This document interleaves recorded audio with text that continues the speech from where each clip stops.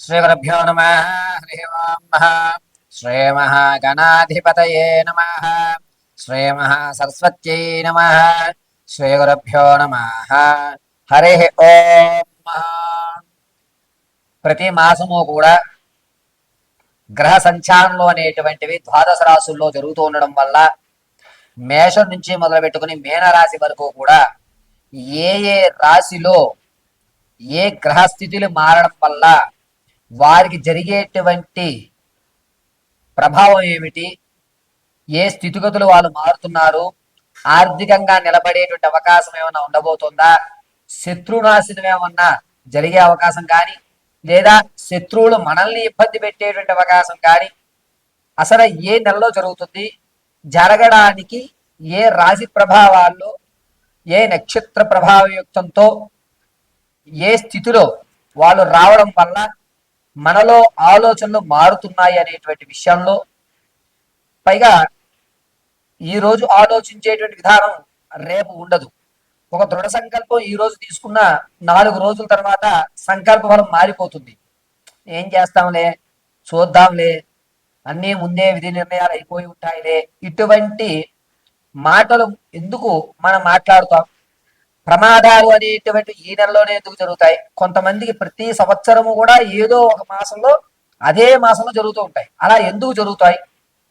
వీటన్నిటికీ గల కారణాలు ప్రధానంగా ఏమిటంటే నక్షత్ర ప్రభావాల యుక్తంతో రాసులలో నవనాయకుల యొక్క సంచారణ మారడం వల్ల జరగటం అనేటువంటిది జరుగుతుంది. పౌర్ణమి అమావాస్య వ్యవస్థతోటి గ్రహణాల యొక్క స్థితిగతులు అనుసరించుకుని ఈ నవగ్రహాలు స్థానాలు మారడం వల్ల మన యొక్క జాతకంలో అనేకమైనటువంటి మార్పులు జరిగి మనం అనుకున్నటువంటి అచీవ్మెంట్ అవ్వడం, చివరి వరకు ధనం వస్తుంది అనుకుని చివరి మూమెంట్లో రాకపోవడం, వివాహం అవ్వడానికి అన్ని ఏర్పాట్లు చేసుకున్న తర్వాత ఏదో ఒక ఇబ్బందితో దూరం అవ్వడం, ఈ నెల నేను కన్ఫామ్ అయ్యాను పర్వాలేదు అనుకున్నప్పుడు అది మళ్ళా ఇబ్బంది పెట్టడం, ఎంత ప్రయత్నించినా ఉద్యోగ ప్రాప్తి కలగకపోవడం, ఎంతసేపటికి కూడా అందరూ బాగానే ఉన్నారు, నా యొక్క జాతకంలోని ఇబ్బందిగా ఉంది, నేనొక్కడిని మాత్రమే సమాజానికి వ్యతిరేకంగా ఉన్నాను అనేటువంటి ఆలోచనలు రావడం, వీటన్నిటికీ గల కారణాలు ఏమిటంటే నవనాయకుల యొక్క స్థితిగతులు ఆధారం. ఇప్పుడు మనం మార్చి 15వ తారీఖు నుంచి ఏప్రిల్ 18వ తారీఖు వరకు కూడా రవి స్థానం మారుతూ ఉండడం వల్ల మేషం నుంచి మొదలు పెట్టుకుని మీనరాశి వరకు కూడా ఏ విధమైనటువంటి స్థితిగతులు మారుతున్నాయి అనేటువంటి విషయాన్ని మనం చర్చించుకుంటాం.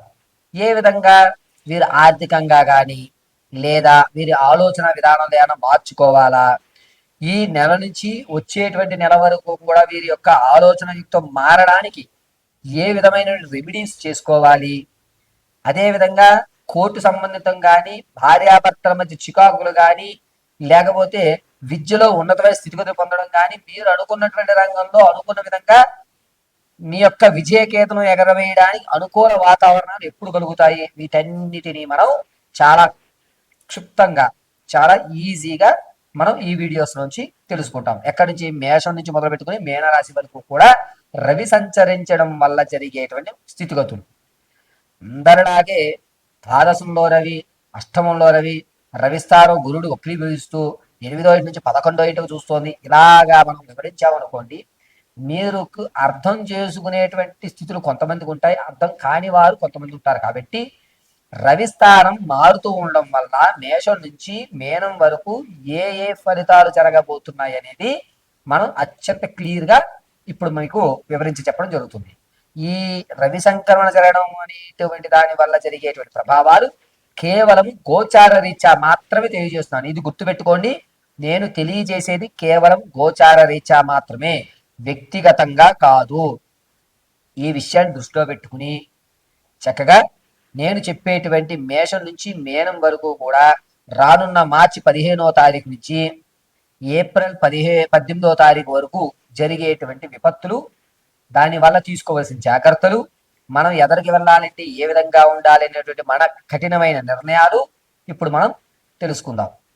తదుపరి సింహరాశి వారికి ఈ 17వ తారీఖు నుంచి ప్రారంభం చేస్తున్న మార్చి 17వ తారీఖు నుంచి ఏప్రిల్ 18 వరకు కూడా రవి సంచరించడం, అందులోనూ గ్రహణ ప్రభావం వేరుగా ఉండడం వల్ల అనేకమైన ఇబ్బందులు కలుగుతున్నాయి. ధనం అనేటువంటిది చేజారిపోవడం, రావాల్సిన ధనం ఆగిపోవడం, అయ్యో నేను దీనికి అస్సలు పెట్టకూడదే, ఎందుకు పెట్టాను, తప్పులో ఒక ఆలోచనతో పెట్టేశాను అని బాధపడేటువంటి అవకాశం ఎక్కువగా గోచరిస్తుంది. రాజకీయ నాయకులకు మాత్రం గడ్డుకాలంగా ఉంటుంది. మార్చి 17వ తారీఖు నుంచి 20వ తారీఖు వరకు కూడాను. పైగా ఈ సింహరాశిలో ఉన్న వారికి సంగీత, సాహిత్య, సినీ, కళా పరిశ్రమల్లో ఉన్న వారికి మాత్రం కొంచెం కలిసి వచ్చేటువంటి అవకాశం. పెద్ద పెద్ద వాళ్ళతో పరిచయాలు ఏర్పడతాయి కానీ అవకాశం అయితే రాదు. పరిచయాలు మాత్రం ఈ నెలలో మీకు గోచరిస్తున్నాయి. అంతేకాకుండా రైతు ఇబ్బందులు పడేటువంటి అవకాశం ఎక్కువగా లభిస్తుంది.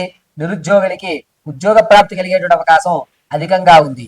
పైగా సింహరాశిలో ఉన్నటువంటి వారికి ఈ 17వ తారీఖు నుంచి వచ్చేటువంటి అంటే మార్చి 17వ తారీఖు నుంచి ఏప్రిల్ 18వ తారీఖు వరకు కూడా ఏం చేస్తున్నాము, ఈ పని నా వల్లే అవుతుంది కదా, నేను ఎందుకు చేయట్లేదు, ఏదన్నా నాకు నెగిటివ్ కనబడుతోందా, నెగిటివ్ ఎనర్జీ ఏదైనా ఆవహిస్తోందా అనేటువంటి ఒక చిన్న డైనమాలో అయితే మాత్రం ఉండడం జరుగుతుంది. ఏదైనా శాంతి చేసుకోవాలా, ఏదన్నా విశిష్టమైన దేవాలయానికి వెళ్ళి దర్శనం చేయాలా అనేటువంటి ప్రశ్నార్థకాలు ఎక్కువగా జరుగుతూ ఉంటాయి. అయితే ఈ సింహరాశి వారు లక్ష్మీ నరసింహస్వామి దేవాలయం దర్శించడం చాలా మంచిది. పైగా మీ ముఖవచ్చస్సులో కళాహీనం అనేటువంటి ఏర్పడుతుంది, కళ అనేటువంటి తగ్గుతుంది. వివాహం కొరకు ఎవరైతే ప్రయత్నిస్తున్నారో వారికి వివాహం అయ్యేటువంటి అవకాశాలు చాలా తక్కువగా ఉన్నాయి. సంతాన ప్రాప్తి మాత్రం కలిగేటువంటి అవకాశాలు లభిస్తున్నాయి. పైగా సంతానం కొరకు మంచి వార్త ఈ నెలలో వినడం ఉండడం వల్ల వీరంటూ ఒక ఉన్నతమైన స్థితిగతులు పొందుతుంటారు. పాత బంధాలు, కొత్తగా ఏర్పడుతున్న బంధాలు, ఇవి ఏవి కూడా మిమ్మల్ని ఇబ్బంది పెట్టవు. మీ ఆలోచన మాత్రం మారుతూ ఉంటుంది. మీ విధానం అంతా కూడా అనేక రకాలుగా ఎందుకు, ఏమిటి అనేటువంటి ప్రశ్నల మీద మాత్రమే ఈ నెలంతా గడుస్తూ ఉంటుంది.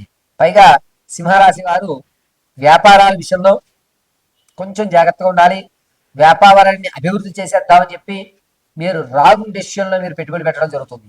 కాబట్టి సింహరాశి వారు మార్చి 22వ తారీఖు నుంచి ఏప్రిల్ 9వ తారీఖు వరకు కూడా ప్రయాణాల్లో చాలా జాగ్రత్తగా ఉండాలి. ప్రయాణాల్లో వేలుకు సంబంధించి అంటే కాలు వేలు కానీ చేతి వేలు కానీ ఈ ఎముకల దగ్గర విరగడము, మణికట్టు విరగడం అనేది జరుగుతుంది. కాబట్టి చాలా జాగ్రత్తగా ఉండండి. ప్రతిరోజు కూడా నృసింహ మహామంత్రాన్ని కానీ లక్ష్మీ నరసింహస్వామి ఆరాధన కానీ చేయడం చెప్పదగ్గ సూచన.